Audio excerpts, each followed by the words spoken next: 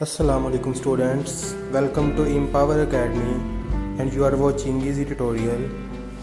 बिस्मिल्लाहिर्रहमानिर्रहीम। अस्सलाम वालेकुम स्टूडेंट्स, एम्पावर एकेडमी के प्लेटफॉर्म से मैं हूं शहजाद लतीफ़, आपका फिजिक्स टीचर। और आज हम डिस्कस करने जा रहे हैं 2018 का जो ई कैट पेपर था उसका फिजिक्स पोर्शन। तो जाहिर सी बात है ये वीडियो बहुत ज़्यादा इंपॉर्टेंट होने वाली है, क्योंकि इस वीडियो के अंदर हम 30 के 30 एमसीक्यूज को 1 बाय 1 डिस्कस करेंगे और आपको हर एमसीक्यू में एक नया कॉन्सेप्ट सीखने को मिलेगा। तो इसलिए आपने इस वीडियो को काइंडली एंड तक देखना है। और इसके साथ साथ अगर आप हमारे चैनल के ऊपर नए आए हैं या आपने अभी तक हमारा चैनल सब्सक्राइब नहीं किया है तो काइंडली हमारे चैनल को भी सब्सक्राइब कर दीजिएगा। सबसे पहला हमारे पास जो एमसीक्यू था इसके आपसे वो कह रहा है कि find the equivalent resistance of a parallel electrical network shown below. आपको ये एक इलेक्ट्रिकल नेटवर्क दिया गया था और इसकी आपने इक्विवेलेंट रेजिस्टेंस फाइंड करनी थी। इस एमसीक्यू में जो स्टूडेंट्स ने ज्यादातर मिस्टेक की थी वो ये की थी कि उन्होंने क्या किया कि देखा कि ये दोनों रेजिस्टेंस की वैल्यूज सेम है और ये पैरेलल इलेक्ट्रिकल नेटवर्क है और नंबर ऑफ रेजिस्टेंस कितने हैं 2 हैं, तो 10 को डिवाइड किया 2 पे और इक्विवेलेंट रेजिस्टेंस निकाल दी 5 ओम, जो कि गलत है। आपने ये गलती यहाँ पे नहीं करनी। अगर हम यहाँ पे देखिए हमारे पास ये वाला जो पॉइंट है ये इस पॉइंट के साथ डायरेक्टली कनेक्टेड है, मींस ये दो डिफरेंट पॉइंट्स नहीं है, ये बल्कि एक ही पॉइंट है। इस सर्किट को अगर मैं दोबारा रीड्रॉ करूं तो ये हमारे पास कुछ इस तरह का सर्किट बनेगा।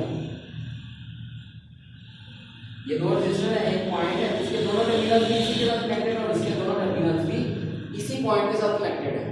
और अगर आप इस तरह किसी भी सर्किट की प्रैक्टिकली मेजर करके देखिएगा रेजिस्टेंस आपको हमेशा जीरो रेजिस्टेंस मिलेगी। कितनी रेजिस्टेंस मिलेगी? हमेशा जीरो रेजिस्टेंस। ठीक है, उसकी रीजन ये क्या है कि यहाँ पे कोई भी सोर्स और सिंक नहीं है। हर सोर्स के लिए एक सिंक का होना लाजमी है, आपको इस बात का पता होना चाहिए। तो यहाँ पे हमारे पास वो सिनेरियो नहीं बन रहा होगा, तो इस वजह से हमारे पास यहाँ पे जो रेजिस्टेंस है वो कितनी आएगी?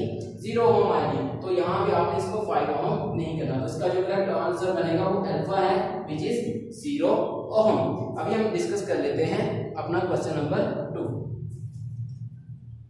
क्वेश्चन नंबर 2 जो है बच्चों ये थोड़ा सा टेक्निकल है, इसको जरा आपने ध्यान से समझना है। इसमें आपसे वो कह रहा है कि which of the following experimental techniques reduces the systematic error of the quantity being investigated। कि आप एक क्वांटिटी की उसको इन्वेस्टिगेट कर रहे हो और उसके अंदर फर्ज करें सिस्टमैटिक एरर आ गया है, तो इनमें से कौन सी जो एक्सपेरिमेंटल टेक्निक है उस सिस्टमैटिक एरर को रिड्यूस करने में आपकी लिए हेल्पफुल साबित हो सकती है। सबसे पहला ऑप्शन है कि timing a large number of oscillations to find the period. दूसरे में कह रहा है कि measuring the diameter of a wire repeatedly and calculating the average. जो तीसरा ऑप्शन है इसमें आपसे वो कह रहा है कि adjusting an ammeter to remove its zero error before measuring the current. अभी मेरी बात आपने जरा ध्यान से सुननी है।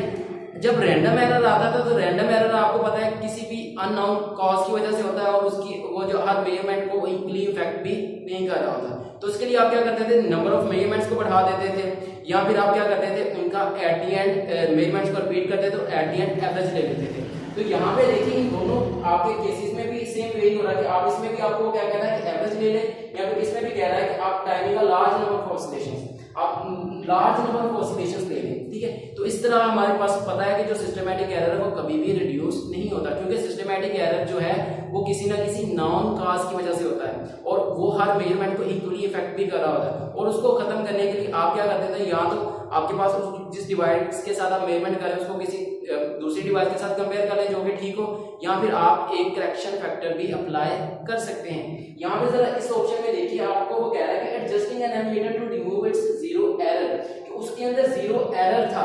आपको पता है कि जीरो एरर क्या करता है? हर मेजरमेंट को इक्वली इफेक्ट करता है।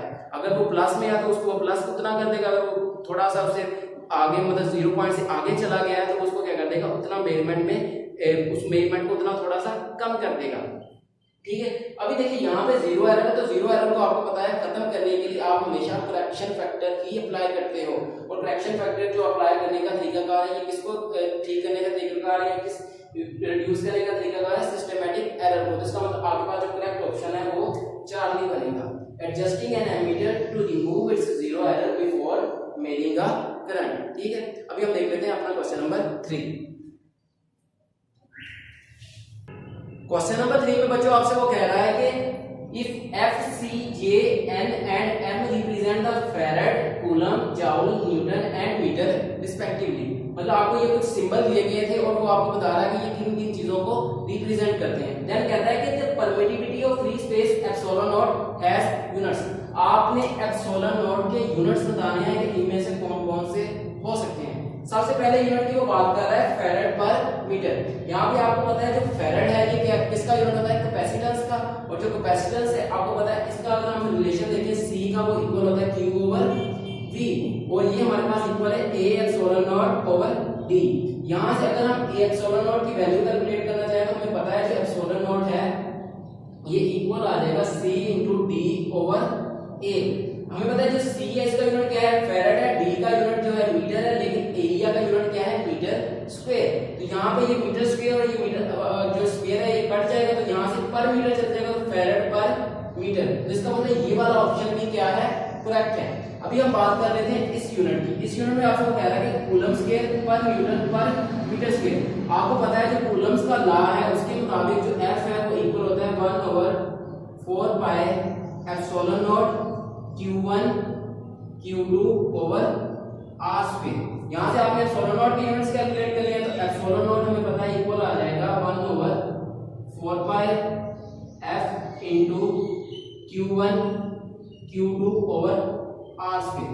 Q1 Q2 दोनों के यूनिट्स क्या है, कूलम है तो कूलम स्क्वायर और फैरेड है। आपके पास यहाँ पे फोर्स है, फोर्स का यूनिट क्या होता है, न्यूटन पर न्यूटन आ जाएगा, और R का यूनिट क्या है, मीटर, तो मीटर स्क्वायर पर मीटर स्क्वायर। यानी आपके पास ये जो ओवरऑल यूनिट है वो बन जाएगा कूलम स्क्वायर पर न्यूटन पर मीटर स्क्वायर।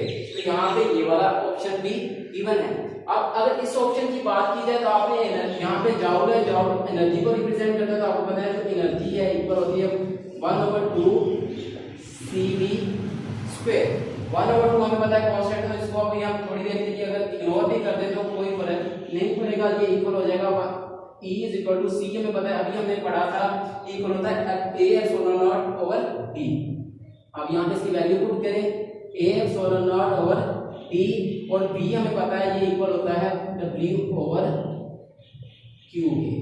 ठीक है, यहाँ से अगर आप किसकी वैल्यू कैलकुलेट करना चाहते हैं एप्सिलॉन नॉट की, तो एप्सिलॉन नॉट आपके पास इक्वल आ जाएगा E D, यहाँ से Q square divided by A into W का स्क्वायर। हमें पता है इसका यूनिट भी जॉउल है, इसका यूनिट भी क्या है, जॉउल है। तो ये जॉउल ये वाला स्क्वायर में हम इससे इसके यूनिट से अगर फर्स्ट काट देंगे तो यहाँ पे आपके पास पर जॉउल और यहाँ से कूलम स्क्वायर और इन दोनों का यूनिट पर मीटर आ जाएगा। ठीक है, तो आपके पास जो ओवरऑल यूनिट है वो बन जाएगा कूलम स्क्वायर पर जॉउल पर मीटर। तो कूलम स्क्वायर पर जॉउल पर मीटर, इसका मतलब ये तीनों यूनिट्स एप्सिलॉन नॉट के हो सकते हैं। तो आपके पास इसका जो करेक्ट ऑप्शन है वो डेल्टा आ जाएगा विच इज ऑल। ठीक है, अभी हम देख लेते हैं अपना एमसीक्यू नंबर 4। क्वेश्चन नंबर 4 में बच्चों आपसे वो कह रहा है कि a heavy picture frame is to be hung on the wall as shown in the figure. यहाँ पे आपको बता रहा है कि एक पिक्चर फ्रेम है जिसको आपने दीवार के साथ लटकाना और ये एक हैवी फ्रेम है। हैवी फ्रेम है तो इसका मतलब है इसका जो मैस है वो क्या होगा, ज्यादा होगा। जब मैस ज्यादा है हमें पता है तो इसका वेट भी क्या होगा, ज्यादा होगा। जब इसका वेट ज्यादा है तो इसका मतलब इसकी वजह से ये जो स्ट्रिंग्स है इनके अंदर जो टेंशन होगी वो भी क्या होगी, बहुत ज्यादा होगी। अभी बात कर रहा है देन आपसे वो कह रहा है कि assume that 2 points on the frame for attaching the string, मतलब कि इस फ्रेम के ऊपर ये 2 पॉइंट्स हैं जहां पे आपने क्या करना है, अटैच करना है स्ट्रिंग के साथ इसको r फिक्स, ये फिक्स पॉइंट्स हैं। देन कह रहा है कि which of the following statements is correct, इनमें से कौन सी जो स्टेटमेंट है वो करेक्ट है। सबसे पहली स्टेटमेंट ये है कि longer length of string should be used to ensure that string is less likely to break, या फिर shorter length यूज करें। और तीसरा ऑप्शन जो था उसमें कह रहा था कि स्ट्रिंग की लेंथ जो है वो इसके ऊपर डिपेंड ही नहीं करेगी, कि मतलब वो आप जो मर्जी लेंथ यूज कर लें वो उसका उसके ब्रेक होने के साथ कोई ताल्लुक नहीं है। ठीक है, लेकिन यहाँ पे मैं आपको बताना चाहूंगा, देखिए जब आपके पास आपको पता है कि इसका वेट ज्यादा है तो इसकी वजह से इसकी जो स्ट्रिंग्स हैं इनके अंदर टेंशन भी ज्यादा होगी। जब टेंशन ज्यादा हो और आपके पास जो स्ट्रिंग है उसकी लेंथ कम हो तो उसके ब्रेक होने के चांसेस ज्यादा होते हैं। ठीक है, लेकिन आपने इंश्योर करना है कि वो ब्रेक ना हो, तो इसके लिए आपको क्या करना पड़ेगा, आपको लार्जर लेंथ मतलब लॉन्गर लेंथ वाली जो स्ट्रिंग है वो यूज करना पड़ेगी ताकि उसके ब्रेक होने के चांसेस कम हो सके। ठीक है, तो आपके पास जो करेक्ट ऑप्शन है वो बन जाएगा alpha, longer length of string should be used to ensure that string is less likely to break. अभी हम डिस्कस कर लेते हैं क्वेश्चन नंबर 5।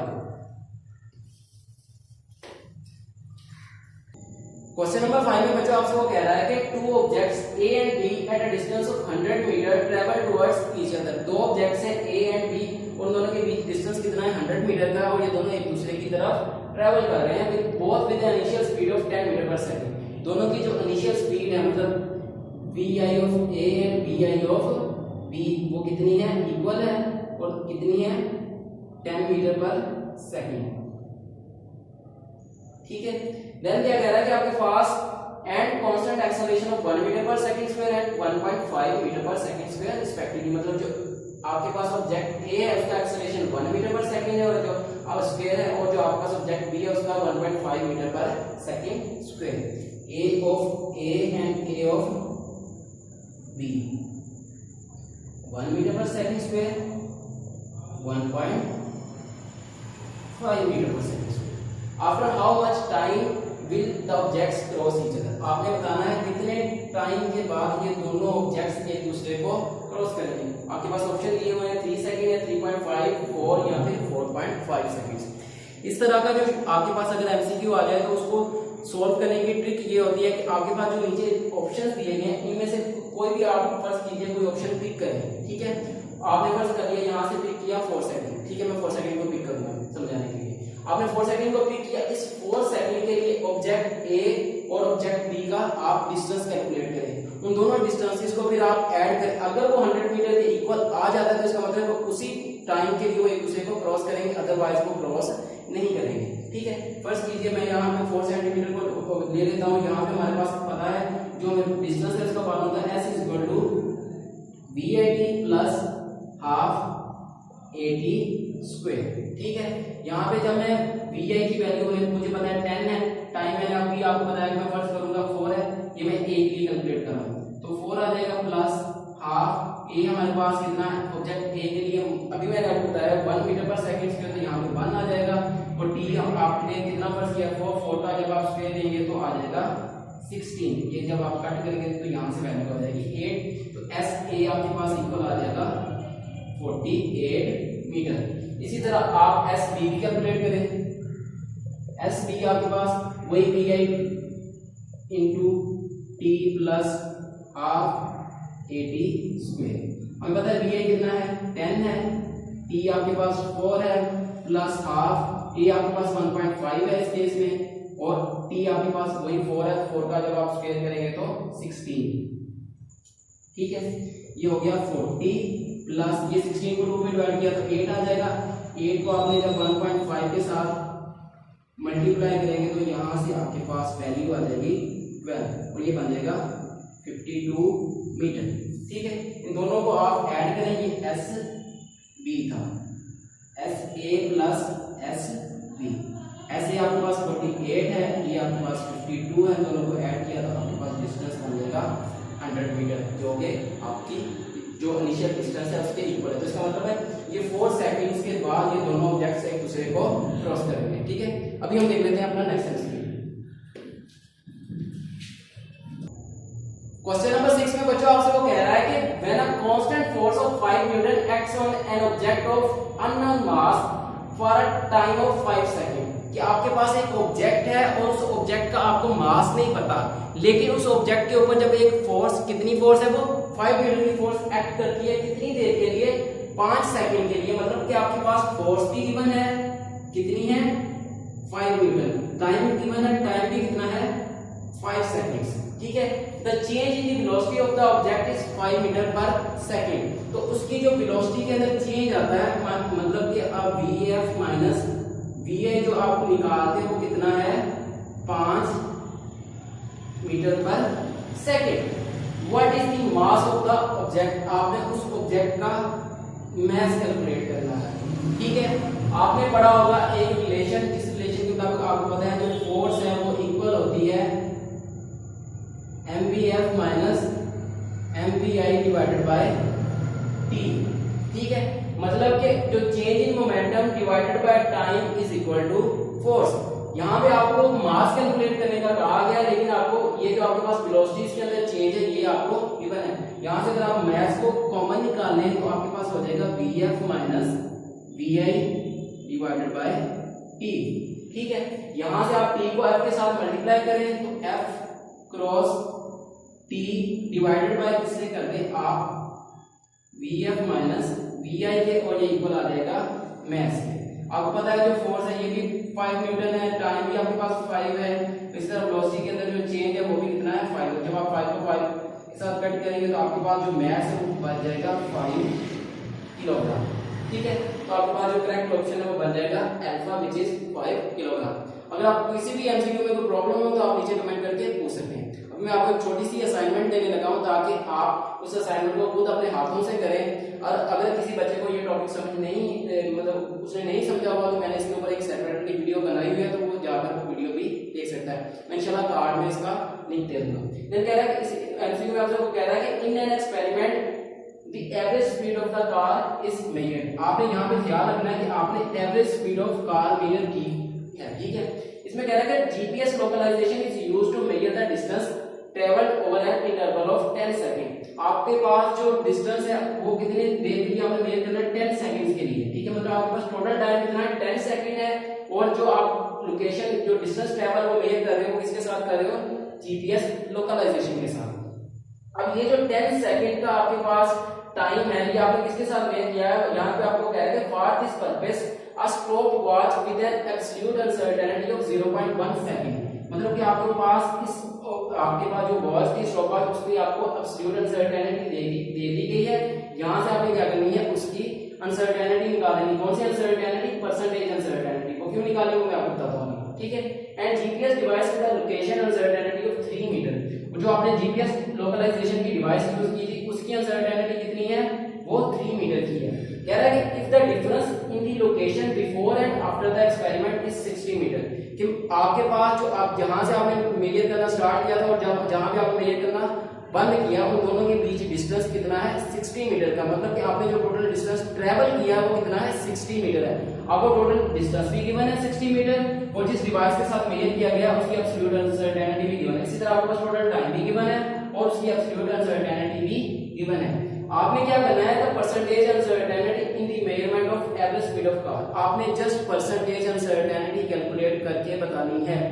ये जाहिर सी बात है जब आप उसकी स्पीड कैलकुलेट करने जाएंगे तो ये टाइम और जो आपके पास टोटल डिस्टेंस है ये क्या हो रहे होंगे, डिवाइड हो रहे होंगे। तो आप इन परसेंटेज अनसर्टेनिटीज को एट द एंड क्या करेंगे, ऐड करेंगे। ठीक है, ये भी मैंने आपको एक हिंट दे दी, मतलब आपको मैंने सारे के सारे हिंट दे दिए। आप इसमें करना क्या है, जस्ट आप इसको सॉल्व करें, इसको सॉल्व करके जो भी आंसर है जो सोल्यूशन आपको मिल जाए आपने नीचे कमेंट बॉक्स में हमें बताना। ठीक है, तब तक हम ये क्वेश्चन नंबर 8 को हम सॉल्व करते हैं। अभी नेक्स्ट क्वेश्चन में बच्चों आपसे वो कह रहा है कि the following graph shows the velocity variation of an object of mass 2 kilogram over interval of 5 second. कि आपके पास एक ऑब्जेक्ट है जिसका मास कितना है 5 किलोग्राम और 2 किलोग्राम है, और उसको 5 सेकंड के इंटरवल के दौरान उसकी जो वेलोसिटी के अंदर वेरिएशंस आ रही है उसको ग्राफ की मदद से जाहिर किया गया है। अब आपने क्या करना है कि नेक्स्ट जो 3 क्वेश्चंस है इसी ग्राफ की मदद से सॉल्व करने। क्वेश्चन नंबर 8 में आपसे वो पूछ रहा है the acceleration of the object at time instants of 0.5 second, 1.5 second, 3 second and 4.5 seconds is। In instants के ऊपर उसका एक्सेलरेशन क्या होगा। यहाँ पे देखिए हमें नजर आ रहा है कि कुछ ऐसे इंस्टेंट्स हैं जिनके ऊपर जो आपका ग्राफ है वो क्या बन रहा है, बिल्कुल लीनियर है। मतलब ये वाला इंस्टेंट पूरा का पूरा क्या है, ये आपके पास ग्राफ लीनियर, यहाँ पे भी लीनियर है, यहाँ पे भी आपका ग्राफ क्या है, लीनियर है। एक बात आपने याद रखनी है, जब भी आपके पास एक ग्राफ लीनियर दिया गया हो उसकी स्लोप हमेशा 1 होती है। यहाँ पे मैं स्लोप की बात इसलिए कर रहा हूँ कि हमारे पास जो ग्राफ है वो वेलोसिटी टाइम ग्राफ है। अगर आप वेलोसिटी टाइम ग्राफ की क्या कैलकुलेट कर रहे हैं, स्लोप कैलकुलेट कर रहे हैं, तो आपके पास एक्सेलरेशन आ जाएगा और हमने एक्सेलरेशन ही फाइंड करना है। इसका मतलब अगर हमारे पास इनकी स्लोप पता हो हमें तो हम उसका एक्सेलरेशन इजीली कैलकुलेट कर सकते हैं। अभी मैंने आपको बताया कि जो आपके पास लीनियर ग्राफ उसका आप स्लोप जो है वो 1 होती है। अगर वो मतलब इंक्रीजिंग है तो 1 है, अगर वो डिक्रीजिंग है तो वो -1 अगर लीनियर है। ठीक है, यहाँ पे देखिए हमारे पास 0 to 1 जैसे वो जा रहा है तो इसकी जो आपके पास वेलोसिटी है वो भी क्या कर रही है, इंक्रीज कर रही है। और इसके दरमियान जो ग्राफ बना है वो लीनियर ग्राफ है। इसका मतलब 0.5 जो टाइम इंस्टेंट है वो यहाँ पे कहीं पे आ गया। जब हम इस इंटरवल पे उसकी क्या कैलकुलेट इंस्टेंट पे उसकी क्या कैलकुलेट करेंगे, स्लोप कैलकुलेट करेंगे, वो स्लोप कितनी आएगी 1 आएगी। तो इसका मतलब आपके पास 0.5 इंस्टेंट पे जो एक्सेलरेशन है वो कितना होगा 1 होगा। इसका मतलब ये वाला ए ऑप्शन तो वैसे ही गलत हो गया, ठीक है। देन यहाँ पे हमें पता है कि जो आपके पास वेलोसिटी है ये कांस्टेंट है, जब वेलोसिटी कांस्टेंट होती है हमें पता है एक्सेलरेशन जीरो होता है। यहाँ पे देखिए जीरो किस पॉइंट पे बना, तो यहाँ पे जस्ट डी ऑप्शन में क्या है जीरो है, बाकी तीनों में 1 1 दे रहे थे, इसको मतलब बाकी दोनों भी क्या हो जाएंगे गलत हो जाएंगे। आपके पास जो करेक्ट ऑप्शन है वो बी है। अभी हमें पता चल गया बी होगा, लेकिन हम बाकी दोनों को भी क्रॉस चेक करेंगे। जब हम 3 की बात करें यहाँ पे देखिए 3 पे क्या है डिक्रीजिंग है, लेकिन लीनियर है तो -1 आ जाएगा, तो यहाँ पे -1 ही है। इसी तरह आपके पास 4.5 की बात करें तो यहाँ पे फिर इंक्रीजिंग है और लीनियर है, तो आपके पास क्या होगा अगेंस्ट आपका एक्सेलरेशन 1 होगा, आपका जो करेक्ट ऑप्शन बन जाएगा बीटा, ठीक है। अभी हम देख लेते हैं क्वेश्चन नंबर 9 को। क्वेश्चन नंबर 9 में आपसे बच्चों को कह रहा है कि the total displacement travelled during the 5 second interval is, ये मैं आपको असाइनमेंट देने वाला हूं, पहले बता रहा हूं तो इसको जरा ध्यान से समझिएगा, ठीक है। आपने क्या करना है, आपने इस ऑब्जेक्ट का टोटल डिस्प्लेसमेंट कैलकुलेट करना है। डिस्प्लेसमेंट, डिस्टेंस की बात नहीं हो रही, ये ना हो कि आप area under the curve calculate करते रहे और बाद में कहेंगे सर जी आंसर नहीं आ रहा, तो ऐसा नहीं करना। आपने जस्ट इसका डिस्प्लेसमेंट कैलकुलेट करके बताना है कि इसने कितना डिस्प्लेसमेंट ट्रैवल किया है 0 टू लेके 5 सेकंड के इंटरवल तक, ठीक है। 0.5 मीटर है, 1 मीटर है, 2 मीटर है या फिर 3 मीटर, ये आप कैलकुलेट करेंगे। कैलकुलेट करके नीचे हमें कमेंट में आंसर बताएंगे इसका। क्वेश्चन नंबर 10 इजी सा है, इसको लेकिन समझना आपने जरा ध्यान से है, ठीक है। इसमें आपसे वो कह रहा है कि work done required to move the object, यहाँ पे मुझसे 2 बार लिखा गया है, during the time interval of from 0 to 2 second. 0 से 2 सेकंड तक आपने जब इस ऑब्जेक्ट को यहाँ से पहले यहाँ और यहाँ से यहाँ तक जो मूव करवाया है, इसके लिए आपको कितना वर्क डन करना पड़ा है वो आपने कैलकुलेट करना है, ठीक है। यहाँ पे देखिए हमारे पास इस इंटरवल के लिए हमें पता है जो, चलिए इससे पहले मैं आपको फॉर्मूला बता देता हूँ, समझा देता थोड़ा सा कि हमें पता है जो W है वो इक्वल होता है एफ डी के। एफ जो है वो एम ए के इक्वल होता है और जो डी आपके पास एज इट इज आ जाएगा, ठीक है। और यहाँ पे देखिए हमारे पास एक्सेलरेशन आ गया है और हमें पता है कि ये वाला जो टाइम इंटरवल है इसके लिए जो एक्सेलरेशन है वो क्या होगा 0 होगा, क्योंकि यहाँ पे वेलोसिटी क्या है कांस्टेंट है। तो इस इंटरवल का जो आपके पास कह लीजिए वर्क डन है वो क्या होगा 0 होगा। मतलब हमें इस इंटरवल के लिए अलग से कैलकुलेट करना था वर्क डन और इसके लिए अलग से करना था, लेकिन इसका खुशकिस्मती से क्या हुआ वर्क डन क्या आ गया 0 आ गया due to constant velocity. Constant velocity है तो एक्सेलरेशन 0, आपका वर्क डन भी 0, ठीक है। इसका मतलब अगर हम जस्ट इस इंटरवल के लिए क्या कर रहे हैं उसका वर्क डन कैलकुलेट कर रहे हैं, वो उस टोटल वर्क डन के इक्वल होगा जो कि उस ऑब्जेक्ट को यहाँ से यहाँ तक मूव करवाने के लिए करना पड़ेगा। चलिए इसके लिए हम टोटल इसका वर्क डन कैलकुलेट करते हैं। वर्क डन कैलकुलेट करने के लिए यहाँ पे देखिए हमें डिस्टेंस भी कैलकुलेट करना पड़ेगा। और ये देखिए हमारे पास जो यहाँ पे हमारे पास जो शेप बन रही है इसकी है ट्रायंगल की है। ट्रायंगल के लिए हमारे पास ये भी लेंथ 1 है, ये भी लेंथ क्या है 1 है। तो इनको जब 1 को 1 से मल्टीप्लाई करेंगे 2 पे डिवाइड कर देंगे तो आपके पास यहाँ से जो इसका डिस्टेंस निकल आएगा वो कितना होगा 1/2। तो यहाँ से जब आप वर्क कैलकुलेट करने जाएंगे तो वर्क आपके पास आ जाएगा। मास आपको ऑलरेडी गिवन था, यहाँ पे मैंने आपको स्टार्ट में बताया था 2 किलोग्राम का ऑब्जेक्ट है, ठीक है। मास आपके पास 2 है, एक्सेलरेशन आपके पास मैंने अभी आपको बताया है कि जब लीनियर ग्राफ हो तो उसका एक्सेलरेशन हमेशा 1 होता है, ठीक है। तो एक्सेलरेशन 1 आ गया, डी आपके पास 1/2 है, ठीक है। तो ये आपके पास यहाँ से जो वर्क डन आ गया वो कितना आया 1 जब, ठीक है। ये कितना है 0 to 1 है। इसी तरह 1 to 2 तक कितना है पता है 0 है, तो 1 को 0 में ऐड करें तो आपके पास जो टोटल वर्क डन है वो कितना रह जाएगा 1 जब। तो आपके पास जो करेक्ट ऑप्शन है वो बन जाएगा बीटा विच इज 1 जब। अभी हम देख लेते हैं अपने नेक्स्ट क्वेश्चंस को।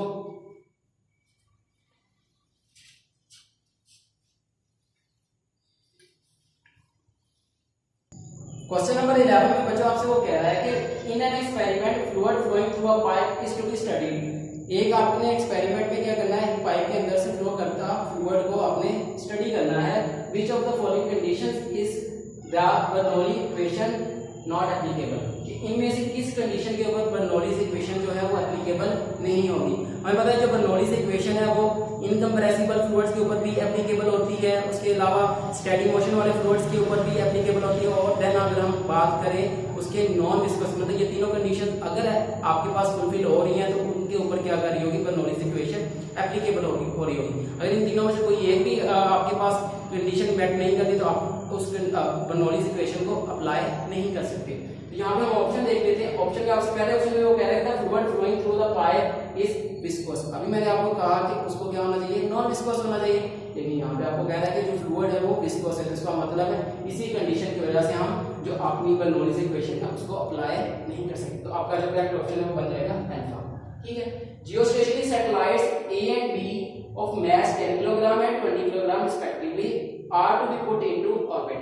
आपके पास दो सैटेलाइट्स हैं, दोनों कौन से जियोस्टेशनरी सैटेलाइट्स हैं और दोनों का मास क्या है, डिफरेंट है। एक का 10 किलोग्राम, दूसरे का 20 किलोग्राम। आपने दोनों को क्या करना है, ऑर्बिट के अंदर पुट करना है। Which of the following statement is not correct, इनमें से कौन सी स्टेटमेंट करेक्ट नहीं होगी। हम देख लेंगे कि आपके पास कौन कौन से, हमें क्योंकि मास गिवन है तो मास के लिहाज से ही हर क्वांटिटी को चेक करने की कोशिश करेंगे। अगर हम यहाँ पे ऑर्बिटल रेडियस और ऑर्बिटल स्पीड दी हुई है, हमें पता है जो ऑर्बिटल रेडियस होता है और जो ऑर्बिटल स्पीड होती है ये दोनों के दोनों मास के ऊपर डिपेंडेंट नहीं है, सैटेलाइट के मास के ऊपर की बात कर रहा हूँ। ठीक है, तो ये दोनों सैटेलाइट के मास के ऊपर डिपेंडेंट नहीं है, तो इसका मतलब ये दोनों आपके पास ऑर्बिटल रेडियस और ऑर्बिटल स्पीड क्या होंगी, सेम होंगी, क्योंकि हमें जस्ट उनका मास ही बताया हुआ क्या है, डिफरेंट है। तो आपके पास यहाँ पे ऑप्शन में भी ये कह रहा है कि आप same orbital radius and same orbital speed, तो इसका मतलब ये दोनों ऑप्शंस तो करेक्ट है। हमने कौन सा ऑप्शन चूज करना है, नॉट करेक्ट होगा। देन ऑप्शन नंबर सी में आपसे वो पूछ रहा है, कह रहा है कि both satellites will have same centripetal force. अब सेंट्रीपिटल फोर्स का जो फार्मूला है हमें पता है वो इक्वल होता है mv²/r।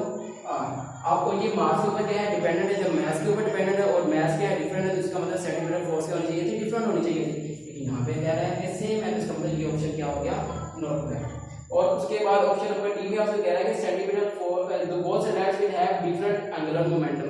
एंगुलर मोमेंटम किसके ऊपर डिपेंडेंट होता है, मूवमेंट ऑफ इनर्शिया के ऊपर, और जो मूवमेंट ऑफ इनर्शिया है वो किसके ऊपर डिपेंडेंट है, मास के ऊपर। तो इसका मतलब एंगुलर मोमेंटम मास के ऊपर डिपेंडेंट है, जब मास डिफरेंट है तो एंगुलर मोमेंटम को भी डिफरेंट होना चाहिए, तो यहाँ पे डिफरेंट कह रहा है, तो इसका मतलब ये ऑप्शन भी ठीक था, लेकिन आपने नॉट करेक्ट वाला चूज करना, तो नॉट करेक्ट वाला ऑप्शन आपके पास बनेगा Charlie, which is both satellites will have same centripetal force.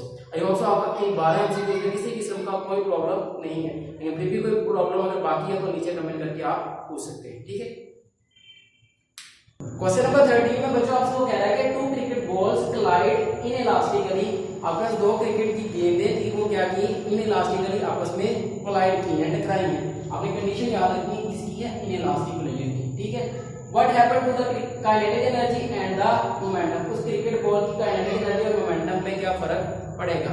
अभी देखिए हमें पता है यहाँ पे जो कंडीशन दी गई है वो इनइलास्टिक कोलिजन की है। इनइलास्टिक कोलिजन में क्या होता है कि आपके पास जो मोमेंटम होता है वो हमेशा कंजर्व रहता है, लेकिन काइनेटिक एनर्जी क्या हो जाती है, चेंज हो जाती है, और चेंज होकर भी यहाँ पे हमारे पास जाहिर सी बात है जब वो क्लाइड करेंगे उनमें कुछ ना कुछ उनकी काइनेटिक एनर्जी लॉस होगी, लॉस होने के बाद वो क्या हो जाएगी, रिड्यूस हो जाएगी। तो आपके पास केई जो है वो रिड्यूस करेगी, मोमेंटम क्या रहेगा, कंजर्व रहेगा। तो केई रिड्यूस एंड मोमेंटम कंजर्व, तो आपके पास ये वाला ऑप्शन बन जाएगा 4। क्वेश्चन नंबर 14 में आपसे वो कह रहा है कि maximum safe speed of a car rounding a corner is v when the road is dry. आपको यहाँ पे कंडीशन कुछ दी हुई है। पहली कंडीशन तो ये है कि आपके पास जो मैक्सिमम सेफ स्पीड है किसकी, एक कार की, वो कितनी है, v है, कब जब वो क्या कर रहा हो, राउंडिंग कर रहा हो किसी कॉर्नर के लिए, और कंडीशन एक और दी हुई है, रोड क्या है, ड्राई है। ठीक है, इसी तरह आपसे वो कह रहा है कि if it is noun that maximum fractional force between the road and the wheels is half, कि वो जो रोड था और जो आपकी वो जो कार थी उसके जो व्हील्स थे उनके दरमियान जो फ्रिक्शन की फोर्स है ना, फ्रैक्शनल जो फोर्स थी, ठीक है, वो जो फ्रिक्शनल फोर्स है उसको क्या कर दिया गया है, अब हाफ कर दिया गया है। ठीक है, देन क्या कह रहा है कि आप, और उसके केस किस केस में, when the road is wet, road क्या है जब गीला हो। What is the maximum safe speed for rounding the corner in wet conditions. In wet conditions के अंदर आपने वो सेफ स्पीड कैलकुलेट करके बतानी है कि कितनी होगी। यहाँ पे सबसे पहले यहाँ देखिए कि आपके पास जो मैक्सिमम सेफ स्पीड है उसको क्या कर दिया गया है, हाफ कर दिया गया है। इसका मतलब है अगर हम जो यहाँ पे फ्रिक्शनल जो फोर्स है उसको एफ ड्राई कह दिए, डी कह दें, और इसकी फोर्स को एफ डब्ल्यू कहते हैं, ये एफ डब्ल्यू क्या हो चुकी है, हाफ हो चुकी है। इसका मतलब इसको अगर हम 2 के साथ मल्टीप्लाई करें तो ये एफ डी के क्या होगी, इक्वल होगी। और यहाँ पे हमारे पास जो कंडीशन है वो कौन सी है, राउंड कॉर्नर्स है। तो यहाँ पे हमें पता है कि जो राउंड कॉर्नर्स है यहाँ पे हमारे पास जो फोर्स होगी वो आ जाएगी mv²/r। यहाँ पे v जो है वो ड्राई कंडीशंस के लिए, यहाँ पे जो v है वो वेट कंडीशंस के लिए होगा। तो आप यहाँ पे लिख लेंगे इसको mv²/r, लेकिन यहाँ पे आप लिखेंगे w। ठीक है, अभी देखिए हमारे पास हमें पता है ये मैथ दोनों केस में कार का सेम और दोनों केस में रेडियस भी क्या है, सेम है, तो ये चीजें तो आपस में खत्म हो गई। यहाँ पे हमारे पास क्या चीज बची, और यहाँ पे 2 भी था। ठीक है, vd square is equal to v W का स्क्वायर। ठीक है, आपने वी डब्ल्यू कैलकुलेट करना है तो वी डब्ल्यू जो है वो इक्वल आ जाएगा वी डी ओवर 2 पूरे का अंडर रूट, और यहाँ पे स्क्वायर भी था। हमें पता है ये वी डी क्या है, स्क्वायर है, यहाँ पे हमारे पास ये हो जाएगा वी ओवर अंडर रूट 2। ठीक है, अगर ड्राई को अगर हम खत्म कर दें तो यहाँ पे हमारे पास जो ऑप्शन बन रहा है वो ऑप्शन बन जाएगा डेल्टा। ठीक है, कि अगर आपको वैसे भी पता है कि जब आपके पास रोड गीला हो तो जो वहाँ पे जो फ्रिक्शन की फोर्स है, यहाँ पे फ्रैक्शन को गलत लिख दिया है, ये फ्रिक्शनल फोर्स है। ठीक है, तो रोड गीला होने से उसकी जो फ्रिक्शनल फोर्स है वो क्या हो जाती है, कम हो जाती है। जब फ्रिक्शनल फोर्स कम होती है तो उसकी वजह से आपकी जो सेफ स्पीड है वो भी कम होती है। लेकिन उसके ऊपर फर्क कितना पड़ा है वो भी हमने देखा। अगर हम उसको हाफ करेंगे तो हाफ करने से v divided by under root 2 इतने वो क्या हो जाएगी, कम हो जाएगी। इसी तरह आप इसको अगर मतलब डिफरेंट कंडीशन दे दीजिए, मतलब यहाँ पे हाफ की थी, अगर आपको कहते हैं डबल कर दिया या फोर्थ टाइम इंक्रीज करनी है तो आप भी उसको भी सेम इसी तरह इस फॉर्मूले की मदद से कैलकुलेट कर सकते हैं। और यहाँ पे याद रखिएगा हमारे पास जो पाथ था वो कौन सा था, कॉर्नर वाला पाथ था, राउंडिंग कॉर्नर। ठीक है, अभी हम देख लेते हैं क्वेश्चन नंबर 15।